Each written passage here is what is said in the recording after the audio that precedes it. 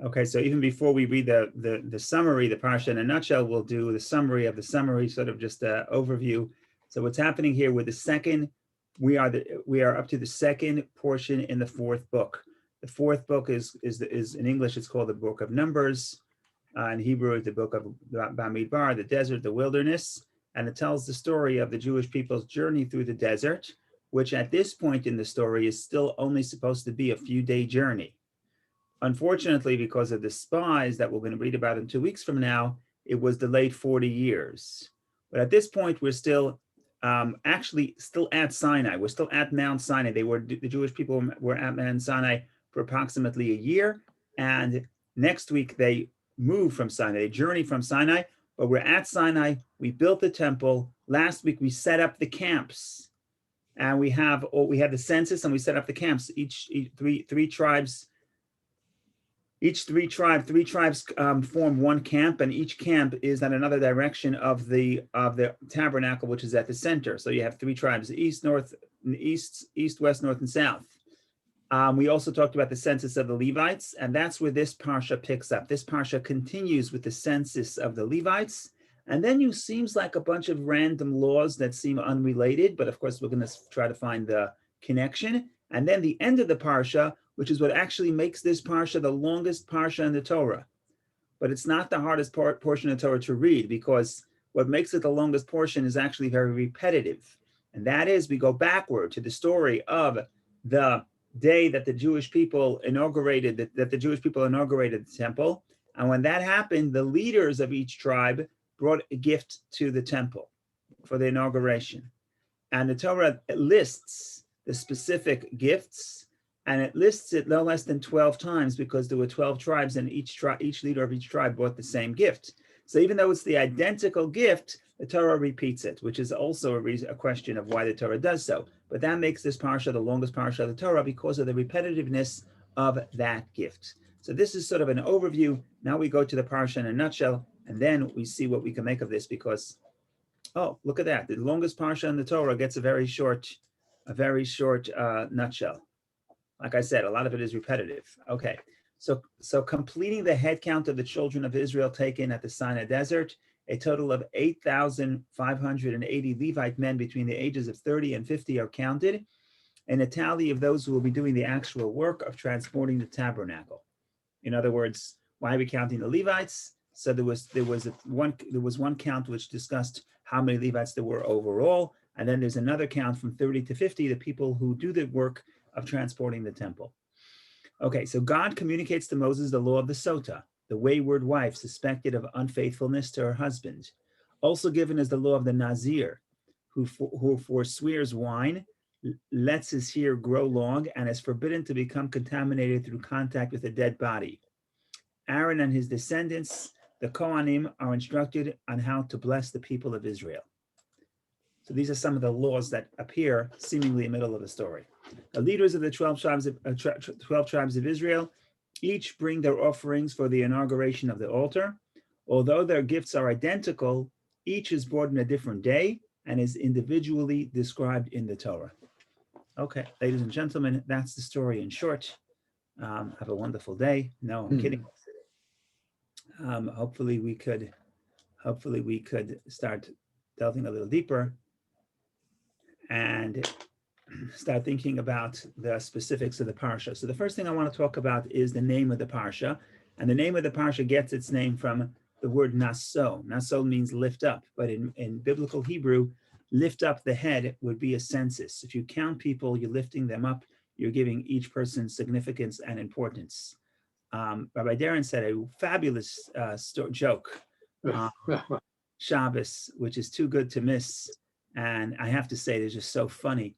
So the joke goes as follows: that the point of the story is that Moses and Aaron were the ones who counted the Jewish people. So that sort of gives the Jewish people importance, that Moses and Aaron count them. So this is the joke. The joke is, I think Steve Strake was there, so I apologize for repeating myself. Oh, others were there as well. So once upon a time, the Pope lands in New York City, and he gets into a taxi, and he realizes that he didn't drive in many years, because in Italy, in the Vatican, they don't let him drive. So he begs the taxi driver, he says, do me a favor, let me drive the taxi. So the taxi driver says, fine, you want to drive the taxi? Here are the keys. So the taxi driver gets into the back and the Pope starts driving and he's speeding down the Van Wyck Expressway. And he gets pulled over by a cop. And the cop sees the Pope and he goes back to his car and he radios in his captain. He says, Captain, we have a big problem. He says, what's the problem? He says, well, I pulled over someone very important. He says, who did you pull over? He says, was it the mayor? He says, no, more important than the mayor. More important than the mayor. Who was that? The governor? No, more important than the governor. Who, the president?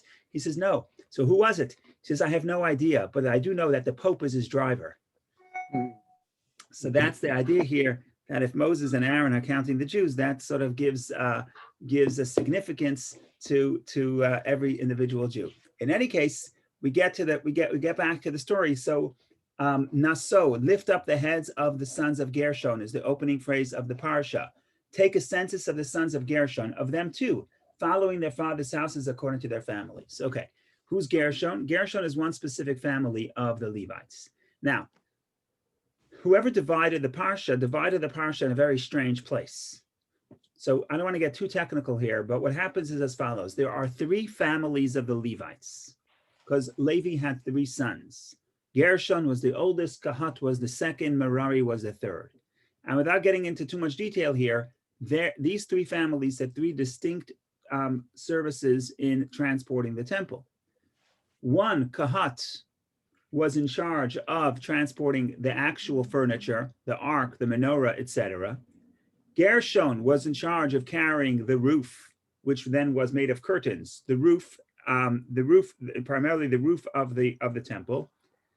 And the third family, Merari, was in charge of carrying the beams of the temple. So you had three families. Now, for some reason, when we talk about the census of the Levites, one family is counted in last week's parsha, and two families are counted in this week's parsha. And that begs the question of why the division, why does the Torah divide the division, the census in such a strange place? Last week, at the end of last week's parsha, God commands Moses, count the family of Kahat.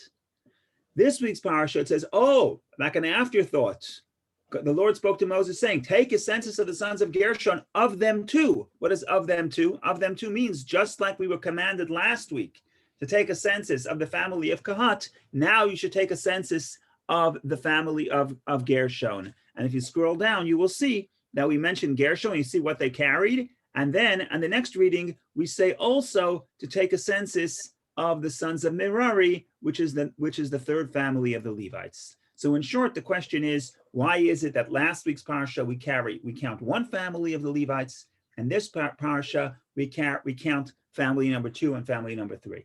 That's the question.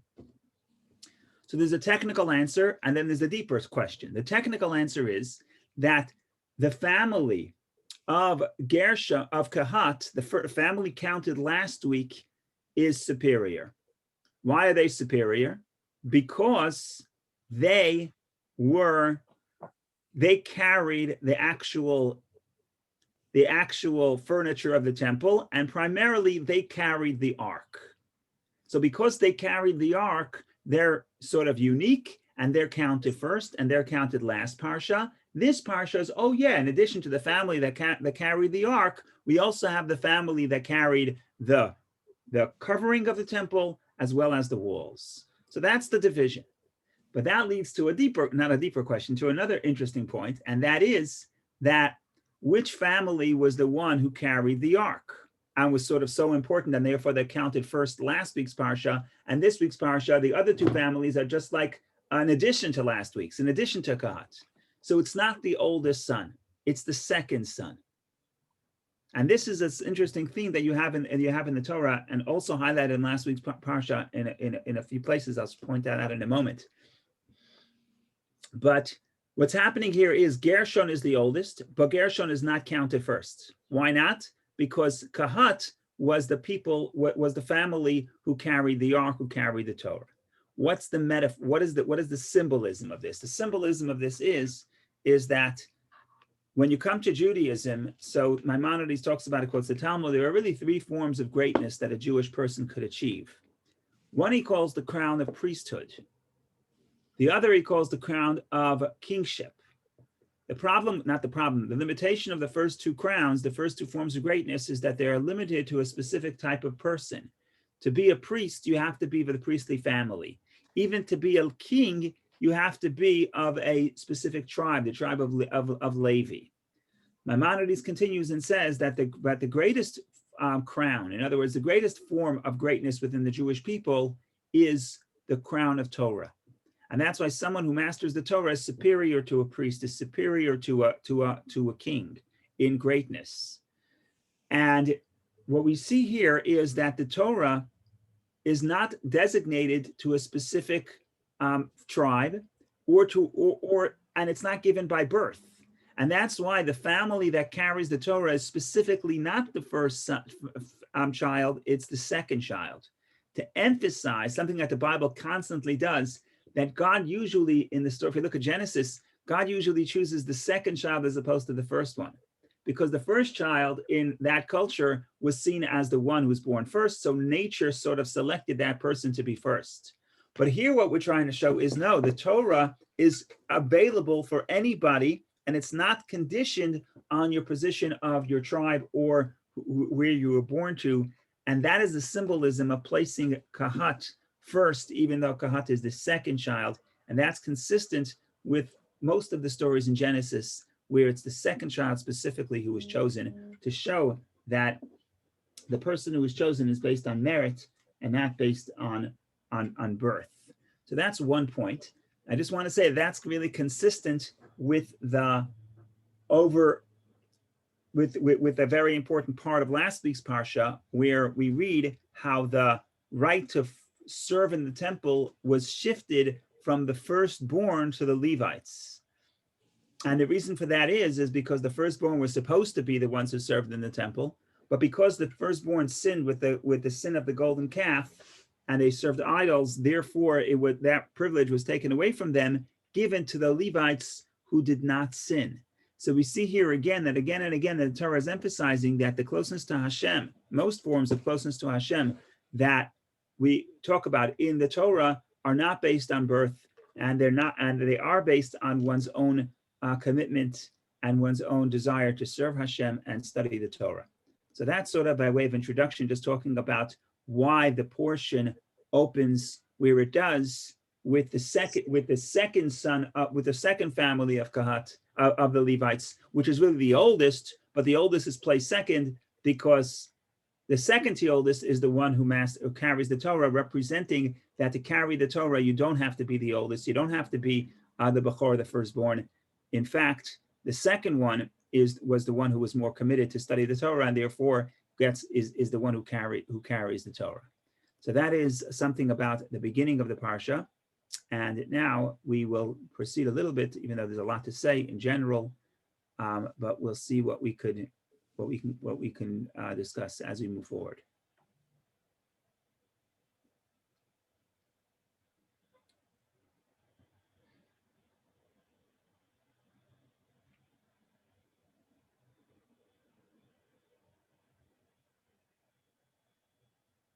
Okay, so one more angle of why why Kahat, the ones who carry the Torah, are counted first, even though they are the second family. In other words, they're the second in the family, but they're counted first. They're born second, but counted first. So one more way to think about it is by thinking about what does it mean that what does each of these families represent? Because here again, the premise is that everything we're talking about is not just history. It's not just that when the Jewish people needed to travel through the desert, they had these three families to carry and transport the temple. Because if that's the case, then why does this take up so much space in the Bible? Because this is just a very small part of history. Because once the Jewish people entered Israel, there was no longer need for the Levites to carry the temple because the temple was no longer transported. So here the Torah is spilling so much ink about something that covered a very specific time in history. And we know the premise is that everything in the Torah, it is everlasting, meaning to say that it has everlasting meaning to us. So what does this represent? So the mystics explain, as we have discussed many times, that everything in the Torah also applies in the life of every person. In other words, just like the Jewish people built a temple for God in the desert, every person builds a temple for God in their own life, in their own wilderness. Now, if that's the case, these three families of Kehat, Gershon, and Merari, these three families represent the service that is necessary in order to build this temple for God. So if you want to bring a temple to God, if you want to build a temple to God in your life, and if you want to allow the holiness to be transported with you as you travel through the wilderness of the world, the spiritual wilderness of the world, you're going to need these three families. And what do they represent? So in short, let's divide. The Torah divides them really into two, where you have last week we read about one Kahat, and this week we read about two, which is Gershon and Merari. In short, you have the actual structure, the roof and the walls, and then you have the furniture. That's how the families divide. Kehat carries the furniture, and Gershon and Merari carry the walls, the roof and the walls. What does this represent in the spiritual service of a Jew? So we know that in general, in the service of God, there's two elements in general. If you want to divide all of Torah into two, there is move away from negativity and do good. Sur meira, remove yourself, distance yourself from negativity, distance yourself from evil, and do good. And that's why there are 365 commandments that we say we're not going to engage in. And then there are 248 commandments. In other words, in a perfect world, if we lived in Israel in the times of the temple, we can fulfill all those positive commandments. So when you say don't do something, that's the metaphor of building a wall. Building a home. What is a home? A home is to protect yourself from the outside environment. So to create a haven, a space where you control the environment. That's what a home is. And the way you do it mystically is if you say, I'm not going to just sort of run after every impulse. I'm going to make a wall. I'm going to make a boundary. And within this boundary, I can have my own space. I can create intimacy with my family, with God, etc. So the walls and the roof is the ability to say no. But then you can't just live in a house that has walls and a roof. You also need furniture. What is furniture? Furniture means you're bringing content into the home. You put a table. Oh, now we can eat. You put a bed. Oh, now we can sleep. You put a couch. Now we can relax. So the furniture represents the content with which you fill your environment. So protecting your environment is the walls and the roof. And then what you want to do within that environment is the furniture. So when I say no to negative impulses, I'm creating a boundary. I'm saying, I don't want that influence in my life. That is a negative commandment. Okay. But what then is the positive? What am I going to do with my time? Oh, then I'm going to do a good deed. That is the metaphor of the furniture. And that is the metaphor of the furniture. That's the good deed. So now we basically have these two families. And the question is, there's always a question of what to do first. And this is a complicated question because the verse seems to be the verse in King David's book of Psalms says, stay away from bad and do good. And if that's the order, that's in a perfect world, that's the proper order. In the perfect world, first you stop doing negativity and then you do positive. That's in the perfect world. But we don't live in a perfect world. So what we're supposed to do is first do positive and then you can get rid of the negative, but that's another story. That's really the debate between Shammai and Hillel. I don't want to get into that right now. What I do want to say is that when you say Gershon builds the walls, it's because in a perfect world, first create the environment. First, you have to push away the negative impulses before you can create intimacy in your home. That's why Gershon is the oldest. However, the Torah counts Kehat first. The Torah says that the person who carries the furniture, they're first. Why? Because that's the purpose. The purpose of building a home is not to push away the influences. You need to do that. You have to keep out the cold. You have to keep out the heat. You have to keep out the rain. True, that's first. But that's not why you build your house. You build your house so you could sit on the couch. You build your house so you can fill the house with content. You can fill the house with furniture. So in other words, even though sometimes you would have to engage in the negative mitzvah first, and that's why the Gershon, which represents the negative mitzvah, is the oldest, but that's never the purpose of creation. The purpose of all is to bring positive energy into your life by doing a positive mitzvah, and therefore the sons of Kehat Therefore, the sons of Kahat were counted first. So I hope this wasn't too technical, but just it's important to understand that everything in the Torah is precise, the order, and even the things that seem irrelevant, the age of the children, which one is first, which one is second, no, everything is significant, and everything, if we have enough time to comb through every detail, we can always find significance in our life. So that's by way of introduction. Any questions, comments, please jump in. Otherwise, we continue to the other stories. There's multiple laws here that some of them seems very strange, which takes some time to decipher, but hopefully we still have some time. We'll be able to do that. Maybe it's not just that that it's coming first last week, but also that it's attached to the other tribes that are considered not as superior as the other. They're keeping Kahat with everybody else to show that you can achieve that. Oh, everybody could achieve the Torah. Yeah, that's good. That's good. That's good.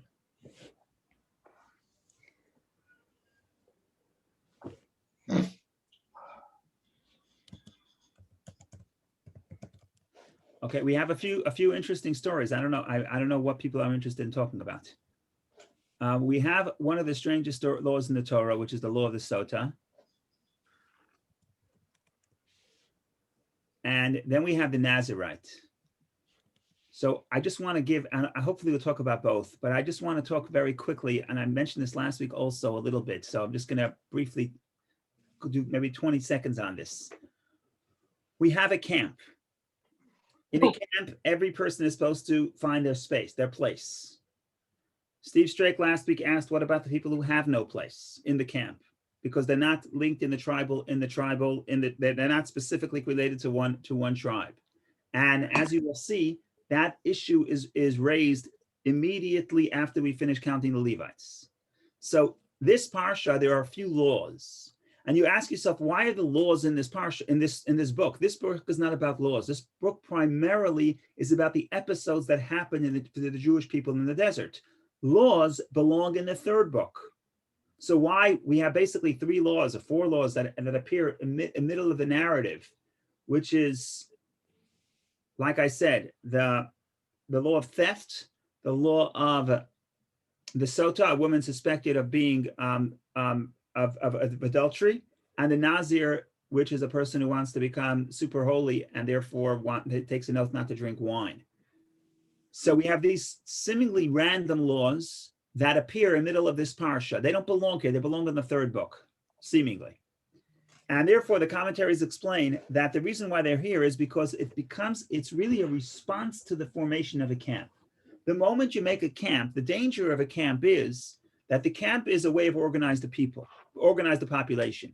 What happens to the people at the extreme that don't fit within the camp?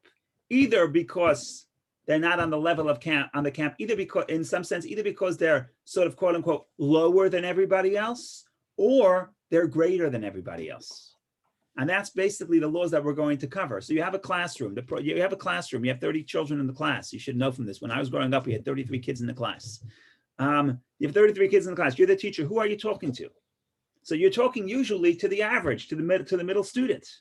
But then what about the kids that need additional help, either because they can't sit straight or because they're gifted? So now that's the balance. So you have a camp. What about the people that don't fit comfortably into the camp? And that's really what these laws are about, are unfolding. And the reason why they fit in this parsha, because we're really asking ourselves that the responsibility of the population is not just to give space for the quote unquote average person that fits the mold, but what about the people that don't fit the mold? And how do we deal with them? And as you will see, the Torah has a roadmap and a way for other different people, different forms of people to express themselves, even if it's a little bit different than the common person in the camp. So that is the sort of the overarching idea that we're trying to achieve here in this parsha, at least in the next few minutes. So the first thing we're going to read about, I hate to get a little technical, but what am I going to do? If you want drama, you have to come back next week. Next week is the episodes begin. Go ahead, Warren. No, I'm sorry. I didn't have a question. Oh, okay. So next week is the episode. So if you want stories, you got to come back next week. Rabbi? Yeah. You mentioned that the Levites had no connection with the golden calf, but most definitely Aaron did. Correct. Correct. Aaron did, and that's another episode. And Aaron himself was affected by that negatively. But the tribe of Aaron is within the tribe. Aaron is an individual, but as a whole, the people, the Levites did not serve the calf, but Aaron did. That is correct. And Aaron has other consequences. Many people believe that the reason why, at least some people believe, that Barbanel believes the reason why Aaron does not enter Israel is because of his involvement in the golden calf. I don't want to discuss Aaron's involvement in the golden calf because that's going to take an hour. But you're right. You're absolutely right. Aaron, as an individual, was at least involved in the creation of the golden calf. But the serving the golden calf, Aaron didn't serve it, and certainly the Levites did not serve the golden calf.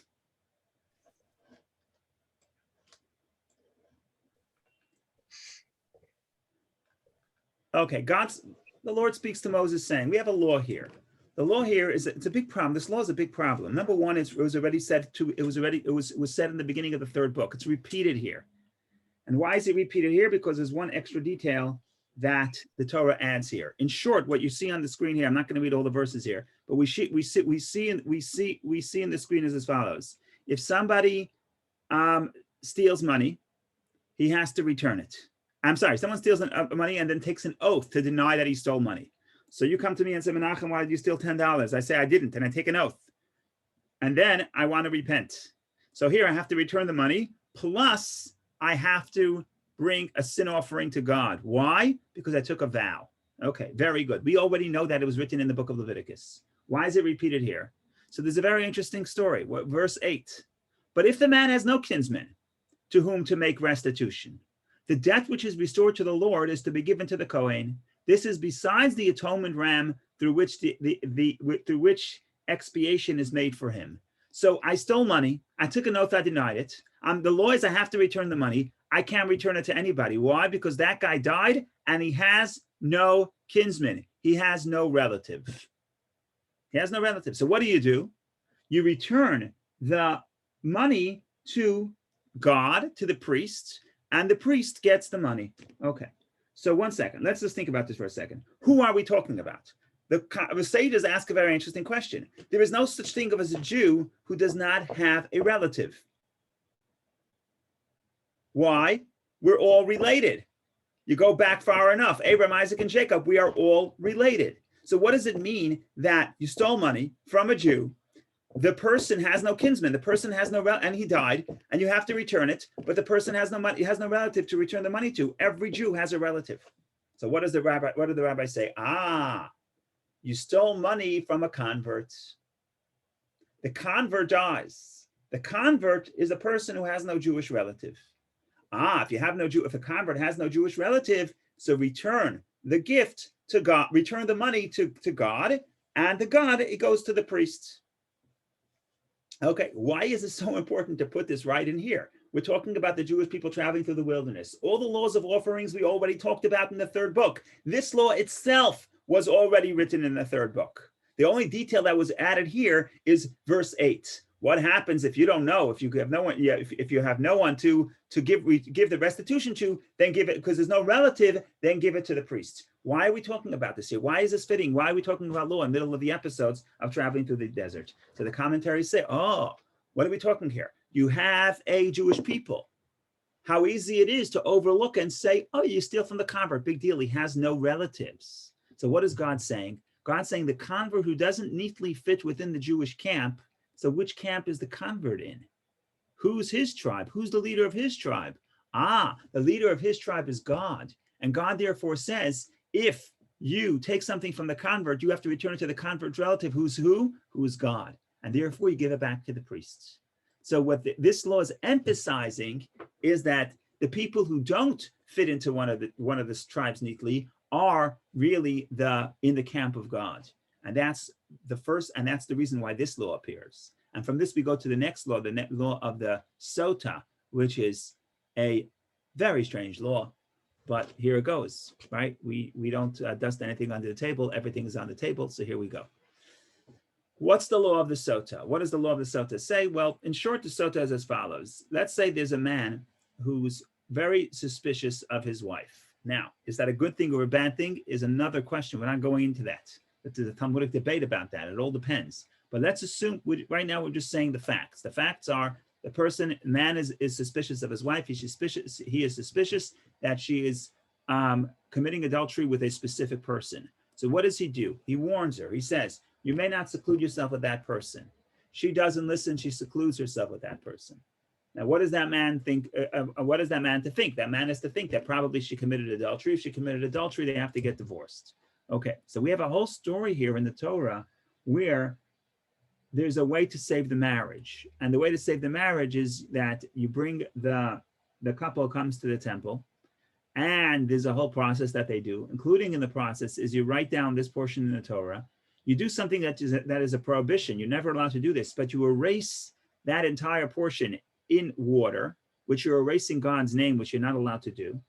And at that point, the woman would drink the water.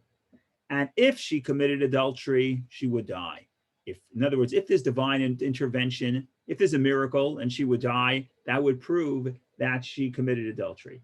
If nothing happens, that means everything is fine. And everything is fine. They're allowed to go home and they should be remarried and everything will be fine. And the Torah blesses her that she'll give birth, etc. So it's a very interesting story because you could look at it and say, what kind of story is this? What's the goal of the story? The story is the law is related, many details, but it's related very matter-of-factly.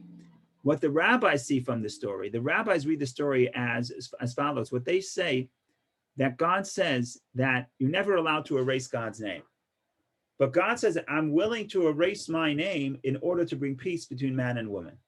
And really the question becomes, if God is willing to erase his name, obviously everybody, including the spouses themselves, have to be willing to sacrifice and commit themselves to bringing the peace between man and woman, because what's happening here is that, we discussed this many times, but marriage between man and woman is a manifestation of God's name. We talked about this because of the names. Yud, Hey, man is the Yud, woman is the Hey. And when man and woman come together, you have the divine presence rests. And when they separate, it's almost an erasing of God's name. So what the Torah is basically telling this husband is, if you're so jealous and you're so suspicious of your wife, basically what you have been doing is you are erasing God's name. You're tearing the holiness out of this marriage. And therefore, the result is that the Torah says, come and do this in the temple, erase God's name, because this is sort of a way of highlighting to the husband what's happening here. And at that point, the marriage will be restored. Okay, what are we talking about here? We're talking about here is what the Jewish people have to do to maintain the camp. So again, we're talking in response to the camp. What was the camp? The camp is divided by families. So you have a whole nation divided by families. So there's one family, one man and one woman who are having difficulty in their marriage. What's the big deal? In other words, we have a whole people. We have a whole nation that is strong. So the Torah says no. The Torah says if you have a camp that's based on families, and you understand that the family is the source of the strength of the people, it's our responsibility to do whatever we can to help an individual couple who is having trouble in their relationship. And that's what the Torah is saying. The Torah is saying is that the entire camp, the priest, and there's a specific law, and God is willing to erase his name to do what? To help an individual couple. Why? Because every individual couple, man and woman coming together, is a manifestation of God's name on this earth. And that's the importance. And again, it's very easy to overlook a specific person's challenge when you say we're dealing with the business of the camp. God says, forget about the camp. Look at every individual person, every individual marriage. Do whatever you can to help every individual couple. So that is a little bit about the sota. We'll get back to the sota. But the next case is the Nazir. And what's the Nazir? The Nazir is the person who says that I want to be holy. And we discussed this a little bit yesterday when we discussed the Haftorah. He says, I want to be holy. And the holiness expresses itself, whoops, it's still in the end of the fourth reading. The holiness expresses itself in the commandment, in the oath. The person takes an oath. He says, I'm not going to drink wine, which is a metaphor. Here are the verses, chapter 6, verse 1, which is a metaphor, not a metaphor. It's a symbol of separating oneself from pleasures of this world And also he's going to grow his hair long. He's not going to groom, representing the fact that he is not interested in vanity. And also the third law is that he has to be like a priest in the sense that he cannot become close to a dead person. And in other words, I want to be a priest. In other words, I want to be more separated from the world. And we discussed this yesterday, and we discuss this every year, that the Torah's feelings toward the Nazir, the Torah has mixed feelings. On one hand, the Torah seems to be saying that it's a holy thing, because the Torah says, Kadosh yeh, he will be holy. On the right, that's verse 5. All the days of his vow of abstinence, no razor shall pass over his head until the completion of the term that he abstains for the sake of the Lord. It shall be sacred. And he shall allow his growth of hair of his head to grow wild. So he is sacred. Kadosh yeh. I don't know why they translate it. It shall be sacred. I would translate it, he will be sacred, but that's another story. In any case, the Torah certainly refers to this as holy. So this is a holy period. On the other hand, the sages say this was a bad idea. And another verse, for the entire duration of his abstinence, he is holy to the Lord. Okay. On the other hand, when the period of the Nazirite is concluded, he comes to the temple and he brings a few offerings. One of the offerings he brings, as we mentioned yesterday, an unblemished ewe lamb in its first year as a sin offering. And one unblemished ram as a peace offering. In verse 14, he brings a sin offering. So the sages ask, why a sin offering? What sin? The guy was so holy, why a sin? So the Torah says, well, the rabbis say it's a sin. Why? It's enough that what the Torah prohibited for you. You have no business adding prohibitions. The Torah said wine is kosher. You have no business adding a prohibition. In other words, here we see the opposite, that even though the Torah says you're holy, it's still considered a sin. It's almost like a sin to be holy. It's a sin to be holy, too holy.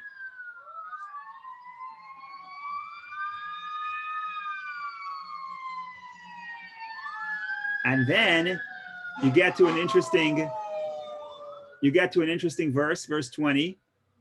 We're talking with in other words, we're discussing the offerings of the Nazirites, what they would do with the offerings. And then the Torah concludes, after this, the Nazir may drink wine. Sounds like, according to the Hasidic commentaries, finally, after all these offerings, the Nazir is on a level that finally he could drink wine, meaning to say drinking wine is a good thing.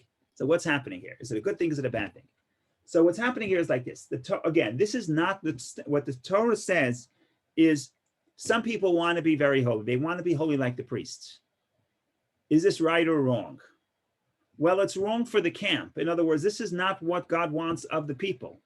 But if an individual person feels that temporarily he, for his own service of God, by the way, he or she, and a woman can also be a Nazirite, not recommended, but you could. Now we can't do it because we can't bring the offering. So now we don't make the vow. But in the times of the temple, a man or woman who want to become close to God and want to be like a priest, they could be like the priests. They can have those same laws as the priests and more. Very interesting, right? Because we always say, oh, I can't be a priest. No, you could. The Torah says if you really want to be a priest, you can accept upon yourself the same prohibitions as a priest in the sense that you're holy. You cannot become pure to a dead person, just like a priest cannot. Plus, you're not supposed to cut your hair, and the priests only cut their hair 30 days, but I don't want to get into that right now. But the bottom line is there is an avenue for you to become more holy than the average person. The question is it a good thing? And the answer is usually not. In other words, that's not the goal. The goal is not separation. The goal is sanctification. The goal is not to separate from wine. The goal is to incorporate wine in your service of God. However, like I said earlier, there's the camp. The camp represents the goal, what the Torah's directive for most people. But the Torah recognizes that some people are not going to be satisfied with the root, which is the general root, and they have their own route to God. And sometimes a person feels, I am too challenged. I cannot incorporate this in my life, and therefore I have to separate it from it, because if I don't, it's going to bring me down. Other people say, I want to become super holy because I feel that makes me happy. It's not what God wants. But for you, that may be what God wants temporarily. But we remind you that that's not the goal, and therefore at the end there's a sin offering. So all I'm trying to get at is that this attitude of understanding that in a camp, there's going to be people who are the convert, who don't have a family. And we have to understand God is their family. Then there are going to be people that we have to sacrifice for to even erase God's name, which is something that we're not allowed to do. It's a prohibition. But we have to go do everything in our power to bring peace between the people who are struggling in their relationship. And on the other hand, there's some people who feel they want to be more holy than what the Torah lays out for the average person. And there's an outlet for all three of those scenarios. There's an outlet for the person who wants to be too holy, and a way to allow them to express that feeling, but then come back to the camp and come back to daily life, what the Torah would consider a healthy life. So this is sort of a overview of what these stories are doing here in the midst of the camp. Now I want to spend, if there's no questions, I'm hoping there's no questions because Sota is a strange law, but hopefully there's no questions. No, I'm kidding. All questions welcome. But we'll also talk about some of the specific details about the word Sota. There's much Hasidic commentary and rabbinic commentary, and the rabbis are all over this because, as we know, that the relationship between God and the Jewish people is likened to the relationship between man and woman. So therefore, every time the Torah gives us a law about a human marriage, in the back of our minds, the rabbis are saying, what is this telling us about the marriage between God and the Jewish people? What could we learn about our relationship to God? Because every human relationship, every relationship between man and woman is really a mirror and really an extension of the deeper relationship between God and the Jewish people. And therefore, we can reread these laws and learn about our relationship with God, which is what I'm about to do based on the commentary of the Talmud and of a little bit of the Kabbalah. We'll do that in a minute. In the meantime, L'chaim, any questions, comments, jokes? I did start with a joke, but I wish I had another joke right here. So I have a question. go ahead. My question is, the way the Sota was written, it was about a woman being unfaithful to her husband. But there's nothing in there about the man being unfaithful to his wife. That's a good point. So you want the technical answer or you want the spiritual answer? How about the fastest answer?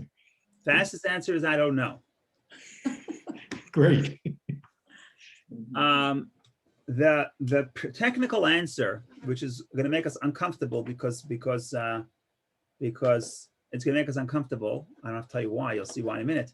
The technical answer is that in an era where polygamy was permitted, if the man is unfaithful, it's not as destructive to the marriage as when the woman is unfaithful. That's a technical answer. That's a good answer. The spiritual answer, we'll see in a minute. The spiritual answer is that we're talking about our relationship with God and the Jewish people, and God is faithful to the woman is not always faithful to the man. In other words, if you think about God and the Jewish people being the woman, as we're about to do. So that's the spiritual answer. But the practical answer is that like I said, and then before polygamy was prohibited, that wouldn't have the same result for the marriage. Thank you. And what about a joke? I'm very bad at jokes. Well, thank you anyway, Rabbi. Okay, so let's go to the word sota. I'm going to read the verse. Speak to the children of Israel and say to them, should any man's wife go astray and deal treacherously with him? Go astray. Kitiste. The word sota means the woman who goes astray. What do the sages do with this verse? Again, they're reading this verse and they say, okay, speak to the children of Israel. If the woman goes astray and deals treacherously with him, how do they read it? Another way to read it, if the woman, the Jewish people, go astray from God, they sin against God. By the way, the Hebrew words, ma'ala bo ma'al, here this translated as deal treacherously with him. The word me'ila has a very specific meaning. The word me'ila means that if a person, what's the word I'm looking for? A person takes money that belongs to God, that belongs to the temple. Whoops. Okay, so the word me'ila is always used in the context, almost always used in the context of a sin against God. Here, you have the word me'ila is used as a sin against the husband. So again, this is an indication that the Torah is saying you got to read this on multiple layers. There is the sin against a woman against a man, also about the Jewish people against God. So I sin against God. How do I understand this sin? How do we define this woman? We call her a sota. That's sort of a bad name. That seems like a bad name. What do the rabbis do with this? The rabbis, of course, the best defense attorneys, and they're thinking about we have to defend the Jewish people. So how do we read this verse and say, you know, we're going to defend the honor of the woman. We're going to defend the honor of the Jewish person. So here we go. Let's see what the rabbis do.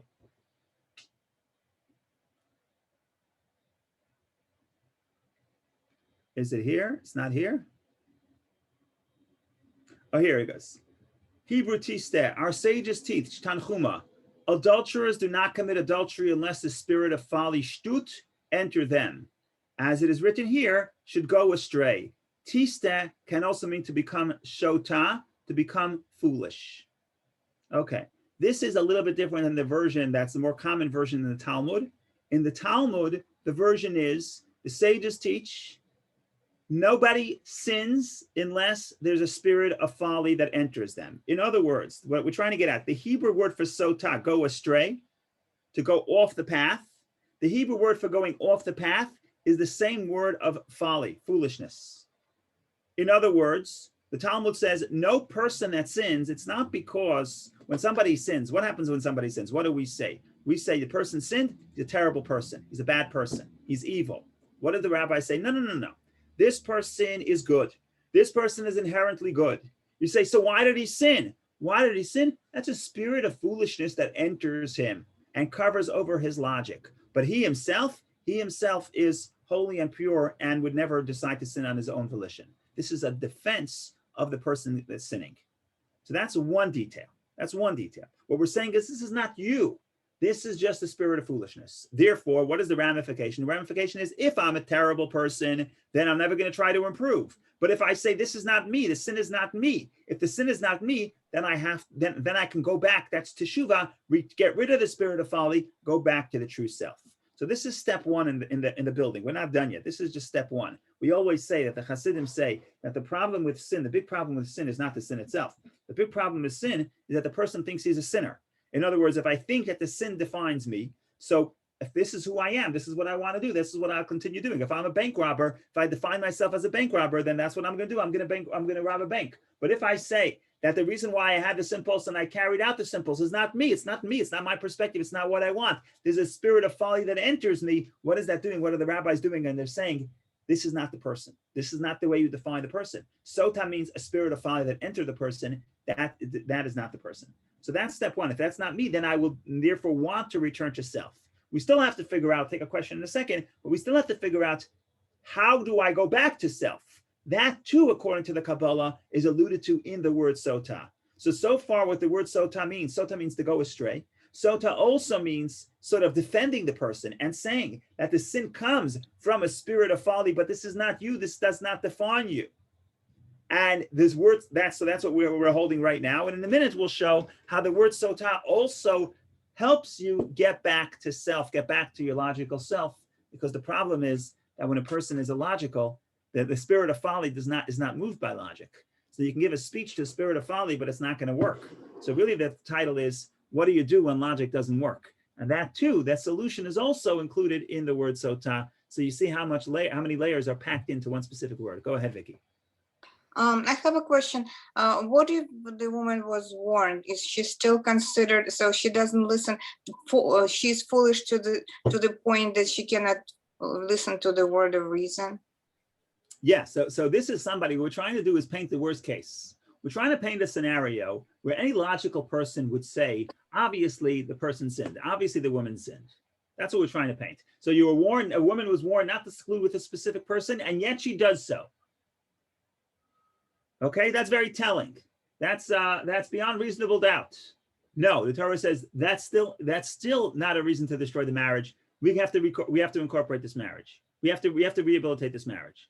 That's why the rabbis are adding all these conditions, even though it's so extreme, even though it seems that she did something wrong, and we seem like we're not sure. We have to rehabilitate this marriage. But you're right. You're right is that even this, somebody doing something that seems so terrible, is not because the person's a bad person. The person's a bad person. Why are you trying to rehabilitate the marriage? What we're trying to say is the sin or the desire for sin or the impulse for sin is a spirit of folly, it's a spirit of foolishness. That's not the person. The person went crazy, has a weak moment. The foolishness entered. What are you going to do? It's not them. If it's not them, then you have to try to correct it. Okay, how do you correct it? So this is, again, the question becomes, what do you do when logic doesn't work? So there's a Hasidic discourse, and we discussed this in the past. The reason why this is a relatively famous Hasidic discourse, because this is a discourse that the previous rabbi taught, published for the day he passed away. I mean, they didn't know he was going to pass away, but he would publish discourses for various occasions. And he published a discourse for the 10th of Shvat, 1950. He happened to pass away that morning, Shabbat of 10th of Shvat, 1950. And in that discourse, the discourse discusses a fascinating piece of Talmud. The piece of Talmud is based on a verse that is also connected to building of the temple. Building of a temple, the Torah says that we should build, the walls of the temple have to be made of atzei shittim. Atzei shittim is cedar wood. But if you're listening carefully, the word shittim comes from the same word as shtut, folly, which is the same word as sotah, shin, sin, it's the same letter. So here we have build the temple with beams of folly. What does that mean? What does that mean? So what the Hasidic commentator, what the previous Rebbe speaks, and he quotes other Hasidic sources, but he says something very interesting. He says like this. He quotes a piece of Talmud. Talmud says, once upon a time, there was a rabbi who was doing the mitzvah, was very invested in doing the mitzvah of bringing joy to the bride and groom. There's a great mitzvah to bring joy to the bride and groom, because when the bride and groom get married, the divine presence rests, and you have to bring joy to the bride and groom. And there are different rabbis. The Talmud discusses how the different rabbis would dance before the bride. So the Talmud says that there was a great rabbi, Rabbi Yehuda bar Eli, Rabbi Yehuda, the son of Eli, if I remember correctly, and he, at the wedding, what he would do, he would dance for the bride, and he would juggle. What would he juggle? He would juggle hadassim, branches of myrtle branches. That was his custom. Could you imagine? I don't know. The Supreme Court judge comes to a wedding and becomes the juggler. It's a clown show. Some people felt that it was disrespectful. So one of the sages, one of the Talmudic sages, Rab Zera, turns to Rabbi Yehuda and he says, "Kamach siflan sava, you're embarrassing us. The old man is embarrassing us." Here we're Talmudic sages. We have to respect the dignity of our position. You can't just show up and say you're going to start dancing with myrtles and stop becoming the clown at a wedding. But Rabbi Yehuda did not agree, and he never listened. And you do the mitzvah all the way, you can keep dancing, and that's what he would do. When he died, the Talmud says, when Rabbi Yehuda dies, a miracle happens. What's the miracle? I don't know if this is literally or figurative, doesn't matter. The Talmud says that there was a fire descends from the heaven and separates the rest of the community, separates everybody from the coffin. In other words, something happens there. They sense that there's a spirit, that this person is very holy. So the same Rab Zera who said, this old man is embarrassing us because he's dancing for the bride and juggling for the bride with three myrtles, he says, you know something? The folly of the old man helped him now. In other words, when he saw how holy this person is, because the fire descended from heaven, whatever that means, he didn't say, well, he was a great Torah scholar. Well, he prayed for many hours. Well, he did kindness. No, he said, you know what he attributed to? Why was he superior than everybody else? Because his commitment to do the mitzvah went beyond reason. A reasonable person wouldn't go that far. But you could commit beyond reason, and that's also folly. Going back to the Hebrew. What is folly? What is shtus? What is stupidity? So in Hebrew, stupidity is the same word as going off the path. In other words, there is a path, quote unquote, normal. What makes something normal? Everybody goes down this path. If you go off the path, you're not normal. Now, is not normal is it good or bad? When I was 13, we went to camp and there was a counselor that had a shirt. And on the shirt, the word said, I still remember it till this day. It says, normal is boring. Okay, so you're not normal. But what does normal mean? Normal just means everybody does it. It doesn't mean it's good or bad. So going off the normal path is the word sotah. Now, you can go off the normal path and go beneath the normal path. In other words, go toward the negative. But you can also go off the normal path and do folly, but you're going to the positive. You're going beyond what most people would do, beyond the dictates of logic. And that's the same word. It's fascinating that in the Hebrew, the word for folly and the word for being committed more than usual, and that's positive, it's the same word. It's the word shtut, because it means go off the path. Now, why can't the Hebrew people, whoever's writing the Hebrew dictionary or God, why can't they make an extra word for positive and negative folly? Because folly means going off the path. One word for doing something that's stupid and bad and destructive, and another word for doing something very good beyond the letter of the law. No, we have the same word. Why? So according to the Kabbalah, what the Torah tells you is as follows. How do you battle? Okay, you understand. I sinned, meaning I want to sin. That's a spirit of folly, covering over my logic. I want to return to my true self. That's teshuvah, return to my true self. What is my true self? My true self is the logic. But how do I go back to my true self? If the folly is pushing me off the road. The problem is, again, I can't speak logic to folly. So what's the solution? Solution is the folly of holiness. Go beyond logic, be more kind, be more spiritual, be more giving, be more patient than even logic would dictate. And that's how I battle the urge to be illogical. Because to battle the illogical negative side, the only way to do so is with illogical positive side. And that's why it's all tied into the same word. The same word sotah teaches us a whole bucket full of things. Number one, if you want to sin, or even if you sin, understand this is not you. This is the spirit of folly covering over you. Don't identify with the spirit of folly. Understand that it's not you. Okay, now that's in that word. Now, how do I deal with this? How do I deal with this? Not logic. So if I feel negative and I feel destructive and I feel an urge to do something that's destructive and not logical, the only way I can channel it and battle it, or battle it through channeling it, is by coming out and pulling to the other extreme. And the other extreme is be more kind and more giving and more committed than even logic would dictate. And that's how I destroy the unholy folly. Going back to the verse, when the Torah says you want to build the ark to God, build the ark with beams of folly. What does that mean? Beams of atzei shittim, beams of cedar wood, but the Hebrew word shittim is shtut, is folly. Torah is telling you how to build the temple. How do you build a temple to God? By being committed beyond the dictates of reason. Beyond, yes, I want to be kind, but can I be kind more than my logic demands of me? Yes, I have to be patient, but can I be patient even when the person is undeserving, more patient than my logic would tell me, etc., etc. The only way to battle the negative is to go to the positive beyond the dictates of logic, and that's how you build the house to God. So there's a lot to be said, and this parsha is the longest portion, and we have a lot that we still didn't discuss. So therefore, please come back next year, same time.